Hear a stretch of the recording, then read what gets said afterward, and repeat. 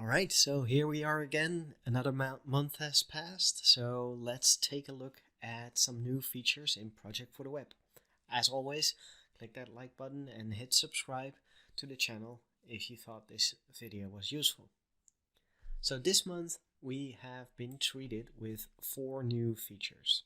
Export timeline to PDF, email assignment notifications, and Project Accelerator, as well as effort in the project details pane.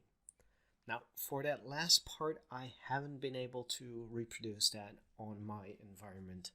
I've even tried different environments in different sections of the world even, but none of them had the effort in project details pane yet. So instead of looking into that feature, let me just briefly show you the feature that was actually in February 2021, and that is this little filter option on the project home page. Well, that is actually quite nice because if you have a lot of projects, you can now filter them and, for instance, look at the December update project, or you could look at the January update, and we are going to create a new one, and that's called the March update, obviously.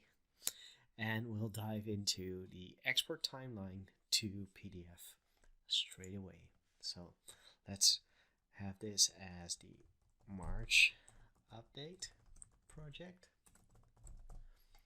So I would assume that once it hits the tenant, you will be able to see effort and remaining effort and already completed effort here on this details page here.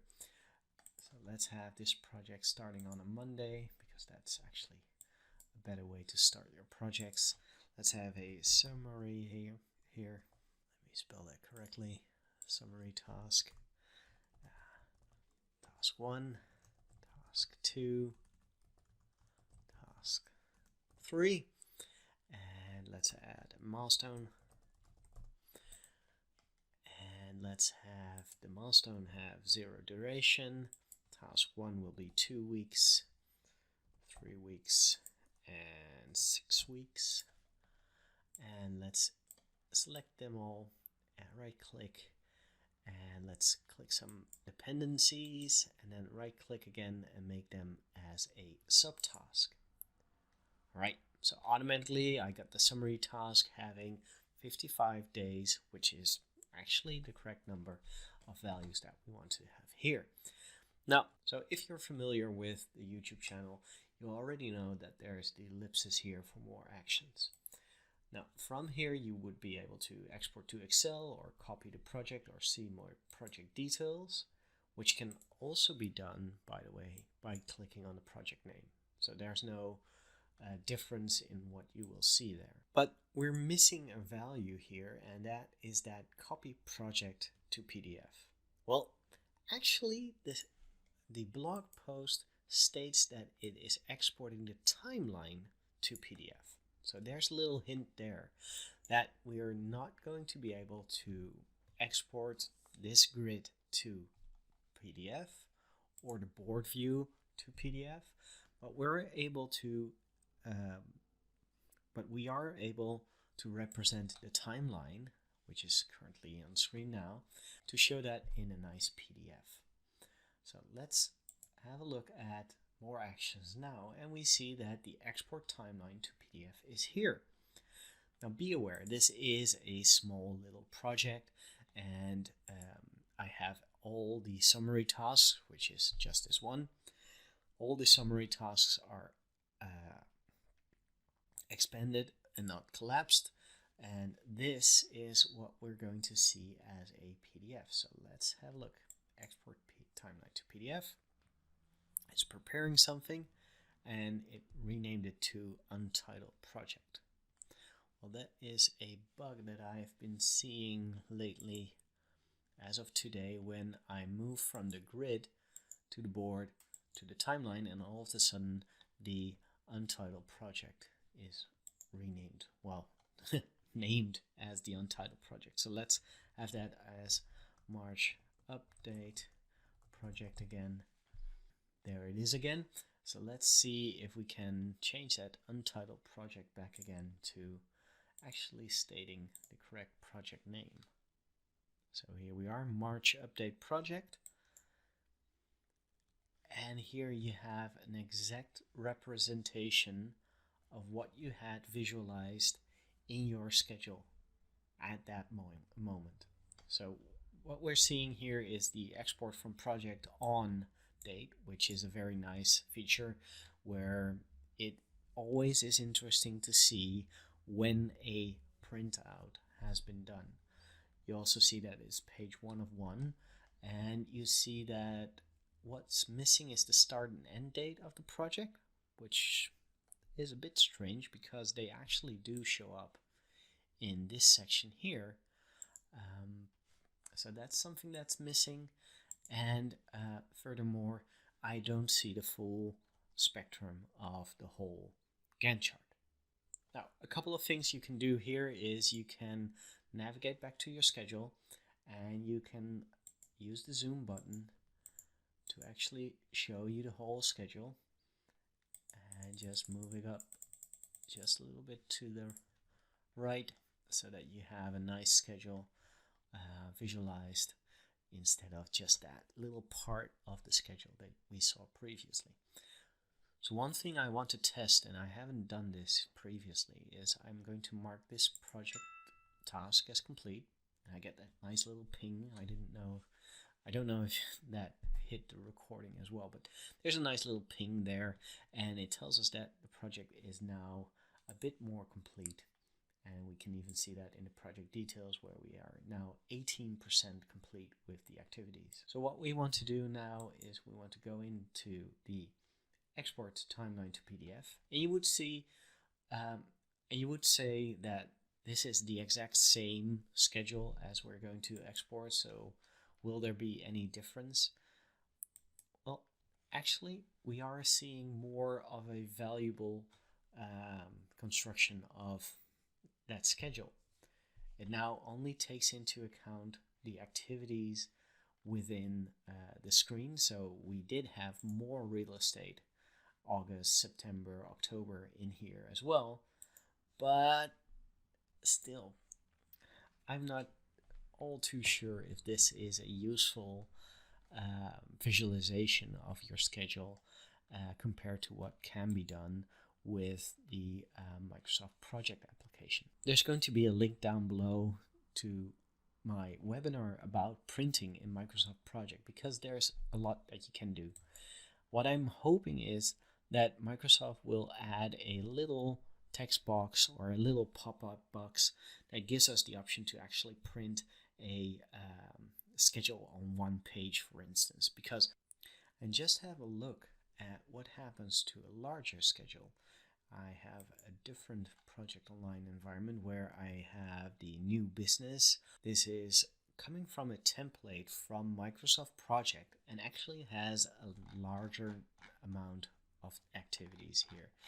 So 100 plus activities here. And let's look at the timeline. Let's zoom it out a bit. And here you see that the schedule is much larger than the one that I had previously.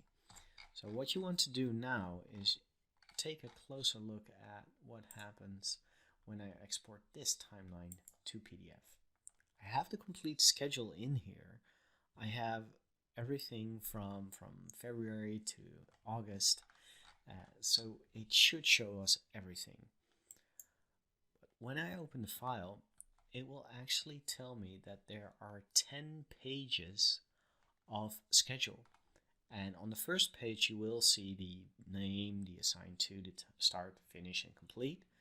But after that, you won't see any of those values. So that information is lacking on this second page, and I'm not even sure why this second page is in here. So the third page does have that data again, and then the third page doesn't have that, and so on and so on. So this will be somewhat of a puzzle getting this back on track. And because you don't have the option to select a A4 or A5 or an A1 or A2 format, this is automatically scaled to an A4. And it's automatically assigned to how it looks. So looking at the next feature is email notifications. So you are able to spam your team members again. It says here that it's rolling out now, but I'm also happy to report that I already have this in my environment. So the March update project is here, and I already have an example of that schedule presenting us with a little notification coming from Miriam's project. So what I'm going to do is I'm going to assign one of these tasks to Miriam, and I'm going to log in as her, and I'm going to show you what happens. So let's add Miriam. As you're familiar, this will trigger a Microsoft 365 group creation. Let's create that. And now she is assigned to that project, and we can navigate to team files and do all that kind of stuff here. But let's log into her account and see what she sees in a Microsoft Outlook.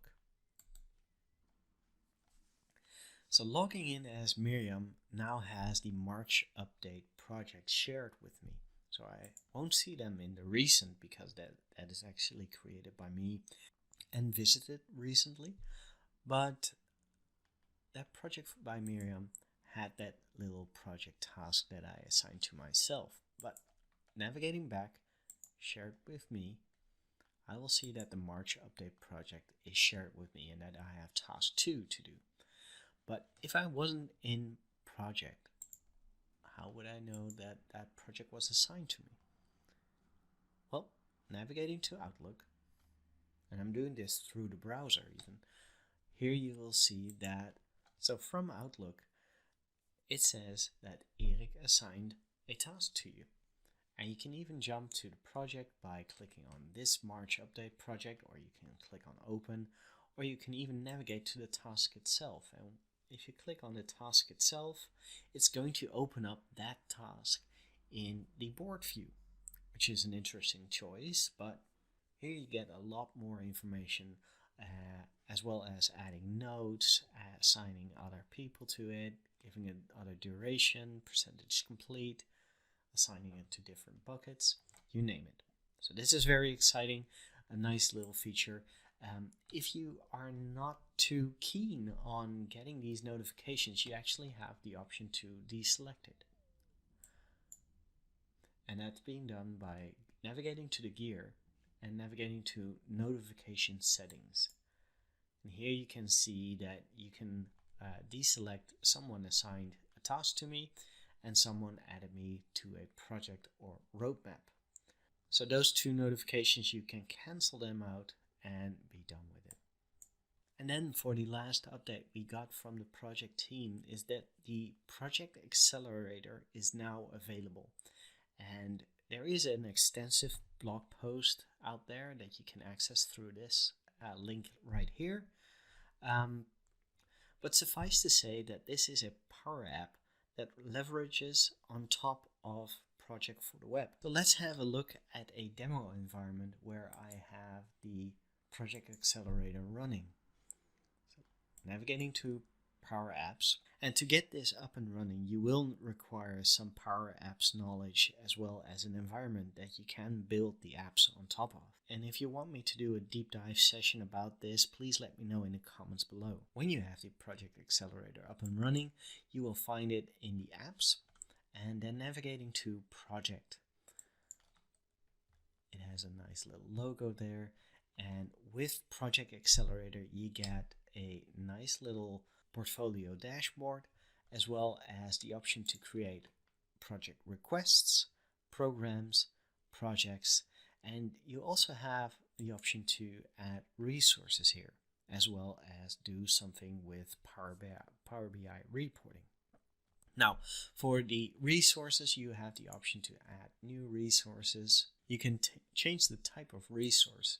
And looking at the values here, we actually have the answer to the blog post question of this month, which is the placeholder is not an option for project for the web.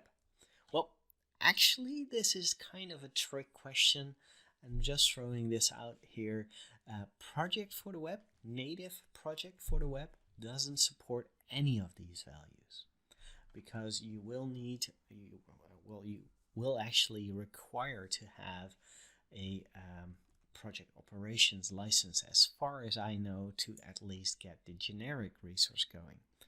And because let's see the generic resource that I just created, and if I navigate to projects, I have the option to go to a project called some name, and it has a lot of new features. So there's a lot of data in here. You have something called a business case, financials, resources, tasks, risks, issues, changes, status. There's a lot that you can do, and the Project Accelerator is an excellent way to start your journey on Power Apps project for the web. And if you want an upgrade from this, you can actually go into one of the solutions of the partners, such as Projectum. So navigating to a task, and what we want to do is we want to assign a resource to one of these tasks, and we want to actually assign that to the generic resource. So let's try that. And it will not generate any results for us. So what Microsoft is stating with this question, I'm not particularly sure. I'm hoping that the project for the web solution will eventually have all these 4 values here, or maybe not even placeholder, because who cares. But equipment, crew, and generic, those kinds of types of resources, I would love to see them in Project for the Web, even without the Project Operations Dynamics 365 solution attached to it. So the team is always working on new features. A brief look into the future shows us that we can look forward to what I assume to be a better interface for project import functionality, because we already have a project desktop client import functionality through PowerShell. Something that I'm looking forward to a lot is assigning tasks to non-group members, because all the group members that have a P1, P3 or P5 license can actually alter your schedule. It would be ideal to have non-group members here as well, and not giving them all the access to read and write on your schedule. And then as the last one, I do look forward to seeing more actions possible from the project home straight away. And if you're curious to know what previous new features were released, head on over to the features release playlist on screen now, and make sure to like and subscribe so that you will be notified by new monthly updates or other feature videos on the Project Corner. Thanks for watching. Hope to see you next time.